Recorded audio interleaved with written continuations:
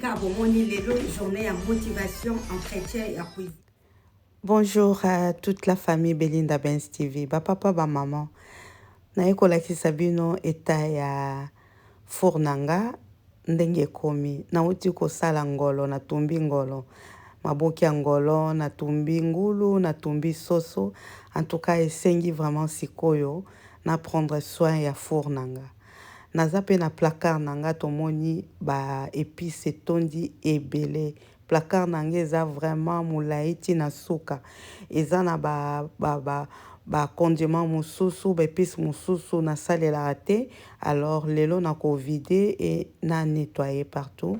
Na bongisa pe place nanga na tiaka ba nzungu, na ko bwaka ba nzungu mosusu na moni ke eza nango susu utilité et na ko remplacer na ba nzungu ya malamu ya sika.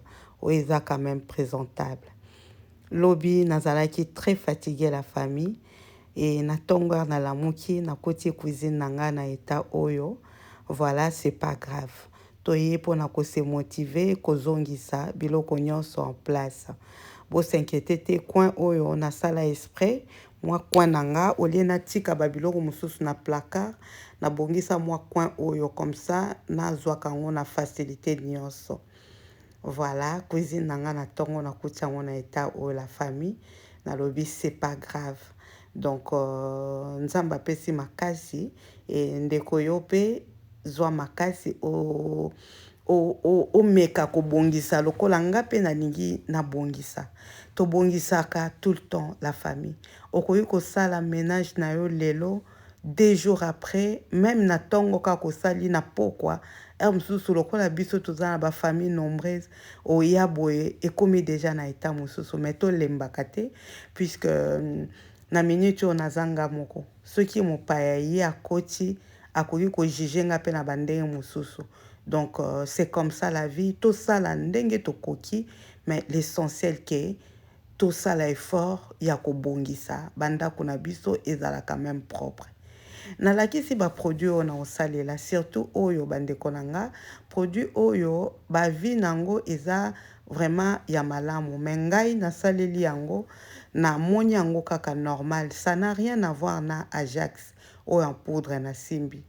Produit pink oyo ya rose oto sombaka na action, en tout cas nga na sepeli vraiment na yango te, donc na ko bwaka yango et na ko salela produit oyo ya Lidl na sombi yango sika na meka.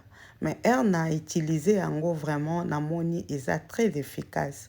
Ata elongoli ba tache nyonso ya noirté, mais etelisi quand même ba cuisinier four nangai et tie yango propre et puis kosalela yango eza vraiment très facile, c'est pas compliqué. Lokola na sangisaki ba brosse et ba biloko mususu, en tout cas vraiment nga na préféré produit oyo pâte oyo ke oyo ya action. Donc wana sikoyo na bandi ko étaler yango na plateau, na grille et puis na ko étaler yango le soso na four. Après na ko kende ko bongama na zui petit déjeuner nanga et na ko ya sikoyo ko continuer ménage nanga dans toute la cuisine. Voilà, na bandaki entretien ya cuisine nanga na 9h et na ko yebisa bino na ko sukisa. Courage, courage à nous le maman, na misala, na bana, na mabala, na ba famille, na makambo ebele. Alors ce n'est pas facile, ce n'est pas vraiment facile, mais tout ça la cabe fort pour toi na choité. Il faut tout vendre ndako où ils a propre, ils a rangé, ils a organisé. Donc voilà. Ngape na tikaki, mais na mutu nanga na eba eke non, il faut na bongisa. Yango na eko bongisa. Yope mama, kende kota la place au mona eke, au tiki, moi mikolo ebele, 2 jours, 3 jours, une semaine, même plus, zwa courage, au kende bongisa. lelo nabongisi cuisine, après okoki mpe kobongisa chambre na yo, okoki kobongisa chambre bana, okoki kobongisa salon, okoki donc kobongisa toilette, voilà, tout ça la pièce par pièce, ce qui vraiment olingi osala musala na yo, osala ménage nde tolobaka vraiment à fond, c'est mieux kosala pièce par pièce. Ndenge nga nazosala. Alors natiki bino na ba image bandeko na nga.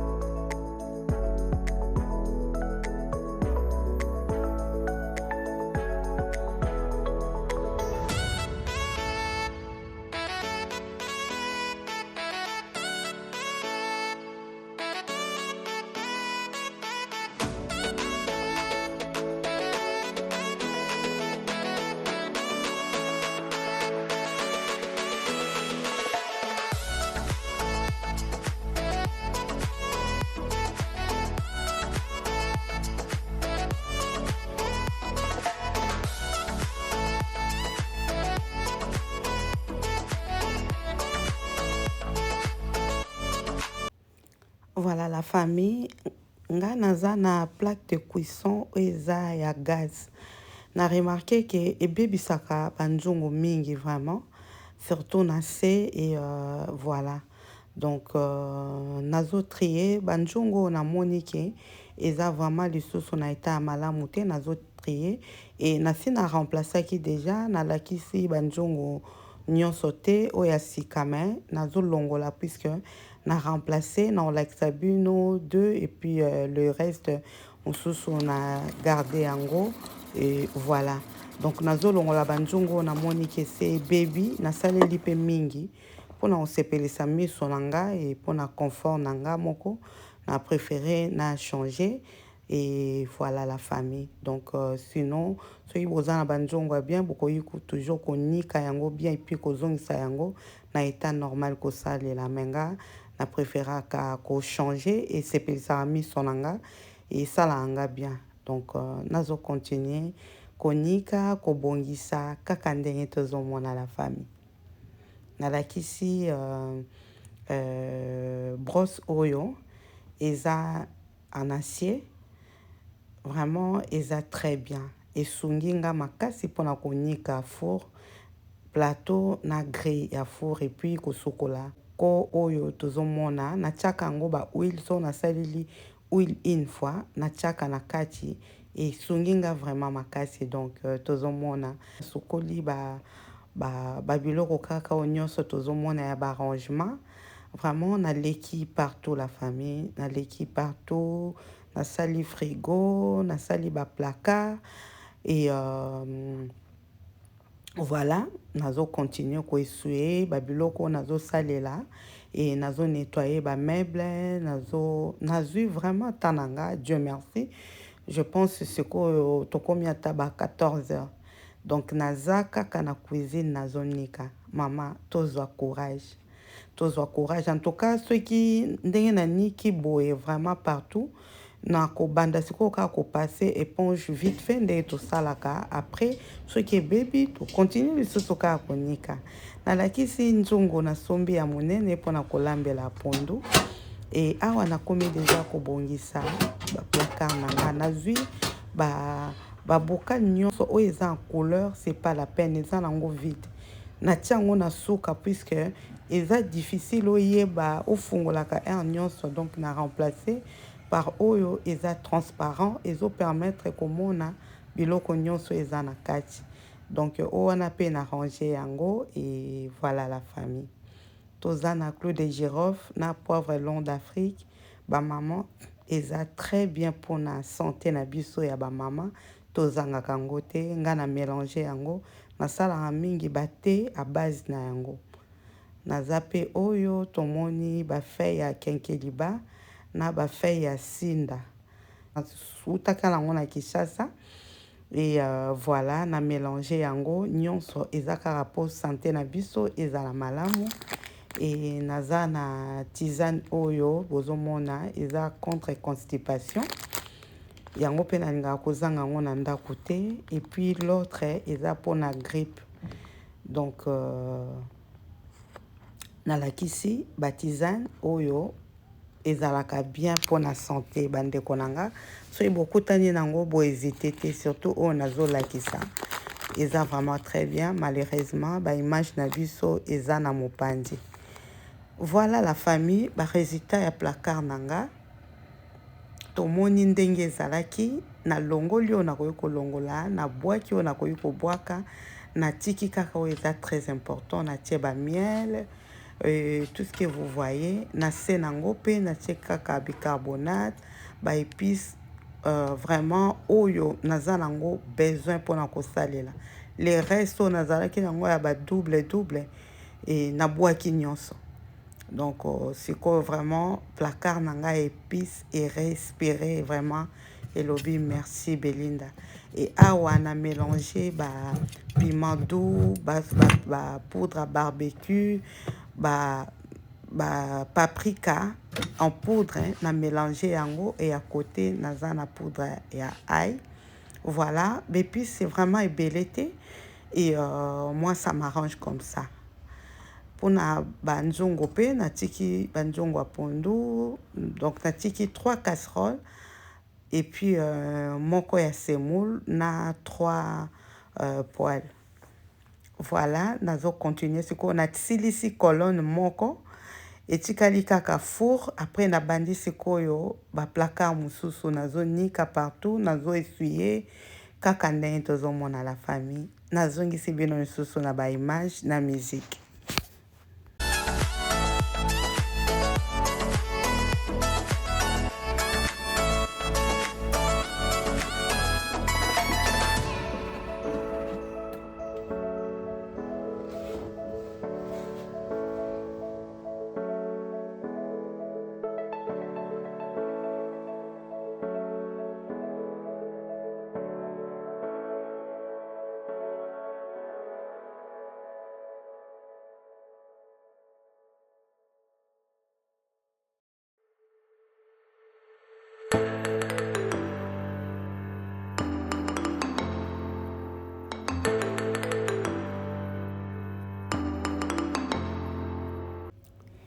Tokomi 18h la famille, de 9h à 18h.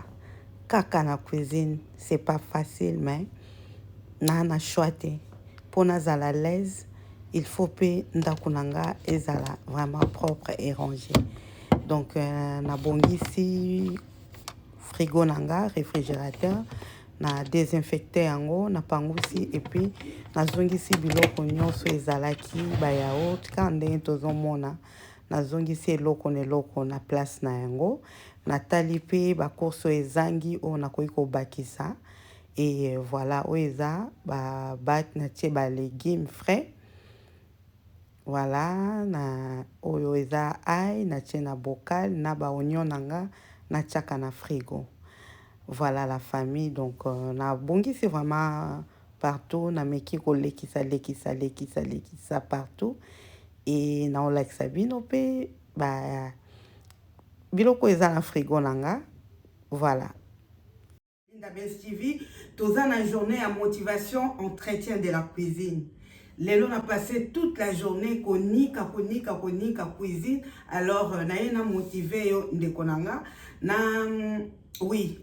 Ezaka motivation ndeko. Ya kotala ndenge nga na 8 ans ya komeka ko bongisa cuisine, ba kwe mususu, ba place mususu, mususu koki ko inspirer pe yo. Voilà. Donc na memi bino na cuisine nanga na bandaki depuis tongo. Konika na sali four. Non, la sabino va produit, na utilisé pour na four, na sali four, na sali, donc na touché vraiment un peu partout. Na boaki babiloko, oh na koki ko boaka et na talipe babiloko est important na cuisine, oh na zanangote et voilà la famille. Je pense que na ko expliquer bino muke na ko présenter bino nini na sali entretien ya cuisine nanga. Alors oyo ezaka rapona la sabino et puis na ko combiner ndenge na bandai ko sala cuisine nyonso na ndenge na komi na suka. C'est pas facile bande konanga. C'est pas facile ko ezaka facilité.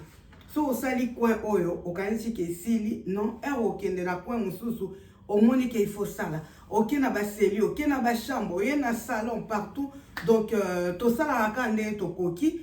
Oyo nzamba pesi makasi, ça pesi courage netinga lelo vraiment na eu courage puisque ça fait un peu moins longtemps nazota là ba place il fallait na nika ba biloko mususu fallait na boaka fallait na changer et lelo vraiment na bino loko na salité na bongisa cuisine na meka moi ko bongisa. Alors total ensemble bande konanga ndenge na 8 ans ya konika ko bongisa et nazo like sabino sikoyo résultat.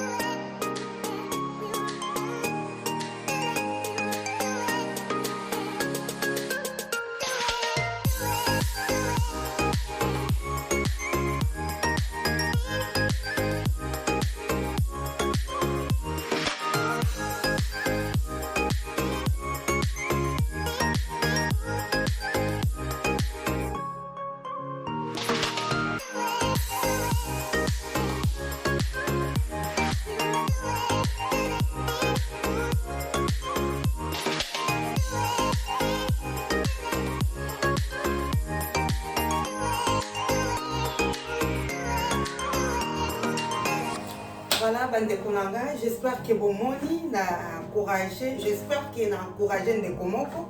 C'est pas facile quand on est na lobaki ko bongisa. Puisque en tout cas, eza na ba mama ebele oyo eza nanu pasi pe libaku pona bango. Donc ba vidéo ya boye eza pasi ba linga kutu kotala te po baza pe na posa obongisa te. Biso nyonso toza ba fatigue ezalaka. Nzoto pe etungisaka.